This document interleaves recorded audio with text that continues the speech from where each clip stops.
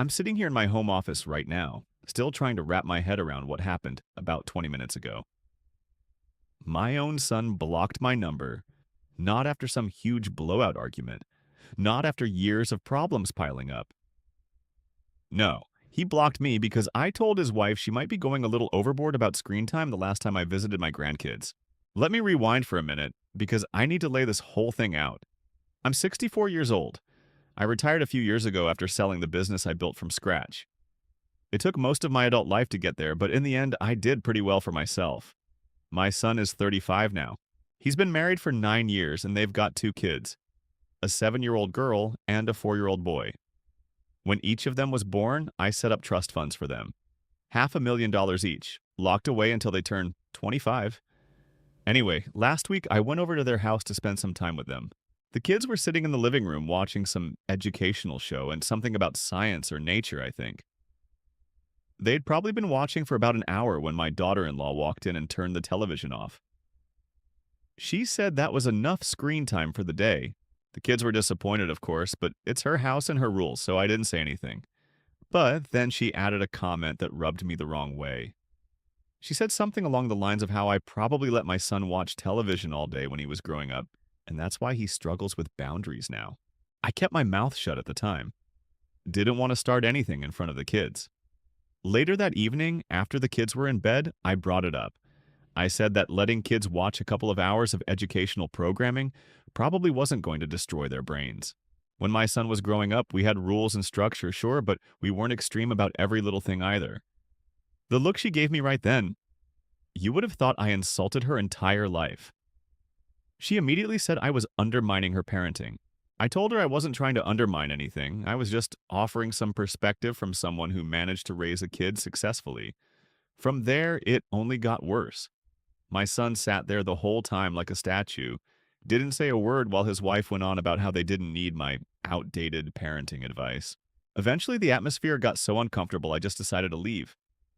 That was 4 days ago. Today I tried calling my son, just to check in and see if things had settled down. The call didn't go through. I tried again. Same result. That's when it dawned on me. He blocked my number. I tried sending him a text from my phone. It said the message was delivered, but something about it didn't feel right. I could tell something was off. So I tried calling from my tablet next. Same thing. Blocked there too. At that point, I started wondering if I was losing my mind, so I picked up the landline and dialed his number from there. This time his wife answered. The moment she spoke, the attitude in her voice was obvious. Pure contempt. She told me I was toxic and that I needed to respect their parenting decisions. Then she hung up on me. Just like that. Apparently I'm toxic because I suggested that letting kids watch 2 hours of educational television isn't exactly child abuse. I sat there for the next hour staring at my phone trying to make sense of it. My son, the boy I raised by myself after his mother died when he was 12, had completely cut me off. Blocked me everywhere over a disagreement about screen time. Not even a real conversation. Not even a chance to talk it through. Just blocked. The next morning I checked social media. Sure enough, I was blocked there too. Every platform. I couldn't see pictures of the kids anymore. No updates about their lives. Nothing. I barely slept that night, and the nights after weren't much better. I kept replaying that conversation in my head, trying to figure out where things went so wrong that a simple comment about reasonable screen time turned into this kind of fallout. I raised my son with discipline and structure. I paid for his college so he graduated without debt. I gave him every opportunity I could. I tried to set him up for a good life. And this is where it ended up. After about a week of complete silence, I decided to send an email. It was the only way left to reach them that hadn't been blocked. I kept the message short and calm. I asked what I had done that was so terrible that I deserved to be cut off from my own grandchildren. I asked if we could talk about it like adults. I waited 3 days. Nothing. Not a single reply. About a week later, I sent another email. This time I reminded him that I've always been generous with them. I mentioned the house I bought for them. I mentioned the trust funds I created for the kids.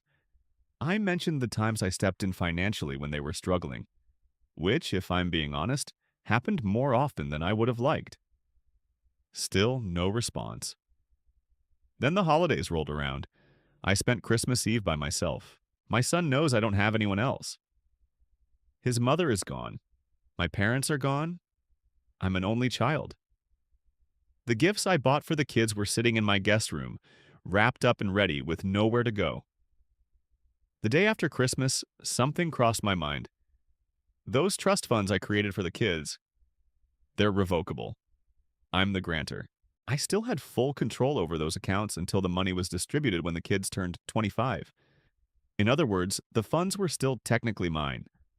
I could cancel them whenever I wanted. Just to be sure, I called my estate attorney and asked him directly. He confirmed it without hesitation. As far as the law was concerned, that money belonged to me until the day it was actually paid out. The new year came and went. Not a single word from my son. No Happy New Year, no message, nothing that even acknowledged I existed. At that point, I was done waiting. The paperwork had already been started, and honestly, I was sleeping better than I had in weeks. It took about 2 weeks for everything to go through. Once it was finished, both trust funds were officially dissolved. $1 million total went right back into my own accounts. Money that had originally been set aside for my grandchildren's future was now mine again. I figured they deserved to know. So I sent my son an email with the subject line, "Important Financial Update." I kept the message simple and professional.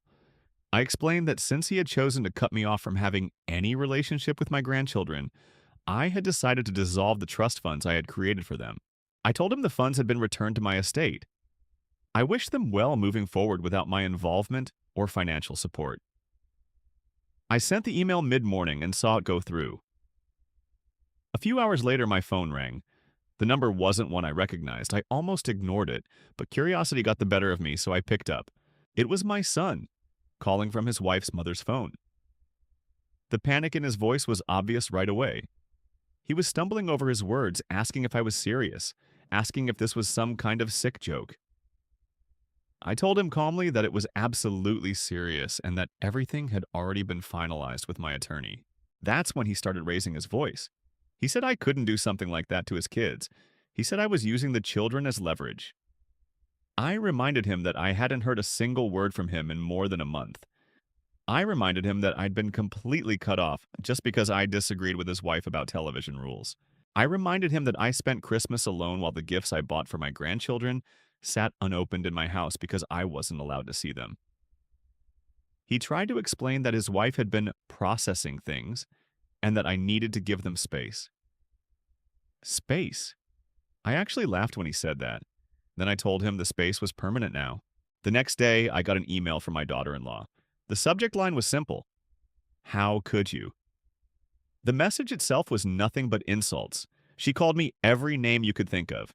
She said my decision proved exactly why they needed to shield their children from me. According to her, I was manipulative, controlling, and abusive. She wrote that money doesn't buy relationships and that their kids would be better off growing up without what she called my toxic wealth. I replied with a single sentence. I asked her if that meant she had no problem with the decision I'd made. She never answered. After that, I took the $1 million and moved it into a more diversified set of investments. I also created a charitable foundation in my late wife's name. Whatever money remains when I'm gone will go there. Not 1 cent will go to my son or his family. My attorney updated every estate document to reflect that. It's finalized now and legally airtight. My son did try to reach out for a while. Different phone numbers, new email addresses, even a few relatives contacting me on his behalf. Every time it happened, I either ignored it or gave a simple no. There wasn't anything left to talk about. My attorney checked with me multiple times about the changes to my estate plan. He wanted to be sure I understood exactly what it meant, that my son would inherit nothing when I die, that the kids would receive nothing either. Every time he asked, I told him the same thing. I was completely certain. After a while, I started sleeping better. The anger I felt in the beginning slowly faded and turned into something closer to indifference. At that point, they were just strangers to me. People I used to know who decided I wasn't worth having in their lives anymore, and that was fine. I had better things to do with my time and my money than worry about people who had already thrown me away. It's been about 3 months now since I dissolved the trust funds and cut off all contact. A lot of people have been reaching out asking what's happened since then. So here's the update. No, there hasn't been any reconciliation. No, I don't regret the decision. And yes, the money is gone for good. But here's where things start getting interesting. From what I've heard, my son and his wife are having some pretty serious problems in their marriage. I found out through the same cousin who called me earlier. She's got a habit of talking too much, but at least she keeps me informed. Apparently, cutting me off wasn't really a joint decision like they made it sound. My daughter-in-law was the one who pushed for it, and my son just went along with it to avoid conflict with her. Now that the money is gone, the situation between them is starting to fall apart. She's angry that he didn't stand up to me before I dissolved the trusts. He's angry that her whole setting boundaries crusade ended up costing their kids $500,000 each. From what I hear, they argue constantly now. Honestly, they can fight all they want. It's none of my concern anymore. I also learned they're starting to panic about college savings. Apparently, they told everyone, their friends, extended family, maybe even their kids' teachers, about the generous trust funds waiting for their children someday. Now they're realizing there's nothing there, and their kids are only 7 and 4. That's a long road to paying for college without grandpa's money waiting in the background. My daughter-in-law has also been talking about me quite a bit from what I'm told. According to various family members, I'm some kind of abusive, controlling monster who used money to manipulate them. In her version of events, I took away the trust funds because they wouldn't allow me to interfere with their parenting. She's been presenting herself as this brave mother protecting her children from a toxic grandfather. About 6 weeks ago, they put the house up for sale. I heard about it through family, and out of curiosity, I looked up the listing online. They were asking $1.2 million for a house I originally bought for them for $950,000 about 6 years ago. The housing market had clearly worked in their favor, even if their decision-making hadn't. The house sold quickly, very quickly. They ended up getting $1.3 million, which was above the asking price. After paying off the remaining mortgage, and apparently they had refinanced at some point to pull out some equity, probably for renovations, they still walked away with a decent amount of money. Good for them, I guess. They're moving into a smaller place across town. The listing mentioned lifestyle changes as the reason they were downsizing. As for me, I've been doing just fine. Actually, better than fine. I recently spent 3 weeks traveling around Europe. I just got back and I'm already planning a trip to Asia later this fall. Meanwhile, from what I hear, my daughter-in-law isn't too happy these days. Apparently, she's bitter about having to work more now. She's been telling people she sacrificed her career to stay home with the kids, and now she has to rebuild everything from scratch. The lack of self-awareness on her part is honestly unbelievable. She's the one who insisted they cut me out of their lives. She's the one posting online about toxic relatives and setting boundaries. Now she's complaining about the consequences. From what I've heard, my son isn't doing much better either. He's working longer hours these days, trying to keep up with all their expenses. The new house may be smaller, but it still costs money to maintain. And raising 2 kids isn't cheap. On top of that, the safety net they thought they had is gone. Knowing their kids' college was already taken care of used to give them peace of mind. Now that's not the case, and it sounds like both of them are pretty stressed about the future. But none of that has anything to do with me anymore. They wanted to be independent from my so-called toxic influence. Well, now they are. Completely independent. No more financial help, no more backup plan, no more safety net. Exactly what they asked for. From what I've been told, the grandkids are also switching schools next year. Their private school tuition is too expensive now. They'll be going to public school instead. From what I understand, it's still a decent school, just not the elite private education they were originally set up for. Last week, my son sent one final message through another family member. This time, he wasn't asking for money. He just wanted me to know that he finally understands what really happened. According to him, his wife, or I guess I should say his soon-to-be ex-wife, because apparently they're heading toward divorce now, had been manipulating the entire situation from the beginning. He says he can finally see clearly how everything spiraled out of control. But at this point, it's too little and far too late. He's a grown man, and he made his own choices. He chose keeping the peace with his wife instead of maintaining a relationship with his only living parent. He chose to block me. He chose to go along with her, cutting me out of their lives and labeling me as toxic. Now he can say he understands what happened all he wants. It doesn't change anything. The divorce news didn't surprise me at all. Financial stress destroys a lot of marriages, and they went from being comfortable to struggling pretty quickly. From what I'm hearing through family members, the custody situation is already shaping up to be ugly. She wants full custody of the kids and is still pushing the story that I'm toxic and that my son's side of the family isn't safe for them. Meanwhile, my son is fighting for 50-50 custody and apparently plans to move closer to his job once the divorce is finalized. Neither of them has contacted me directly about any of this. Everything I know is coming through other relatives, which honestly is exactly how I want it. This year I'm planning to spend the holidays overseas. I met a couple during my trip through Europe and they invited me to come stay with them for a while. I'm actually looking forward to it. Lately, I've also been going through my house and clearing things out. Photos of my son and his family are boxed up and sitting in storage now. The guest room that used to be set up for my grandkids when they visited has been turned into a hobby room. My health is good, my finances are solid, and my conscience is clear. I gave them plenty of chances to treat me with basic respect. They chose not to. I gave them several opportunities to talk things through like adults. They chose silence and blocking instead. And for years I offered them generosity and support. They only realized what they had once it was gone. Getting blocked by your own child over a disagreement about screen time? That hurts. There's no way around it. And spending Christmas alone while the gifts you bought for your grandkids sit unopened? Anyone would feel that. But canceling the trust funds wasn't really a neutral decision. It was a reaction. A big and permanent one. Yes, the money was legally yours and technically you had every right to do it. But those funds weren't meant for your son. They were meant for your grandchildren. They're only 7 and 4. They didn't block your number. They didn't ask for distance. They didn't choose any of this. In the end, they're the ones caught in the middle of a conflict between adults.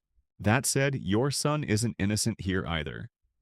Blocking a parent instead of having a difficult conversation isn't exactly mature. Even if his wife influenced the decision, he still chose to cut off contact.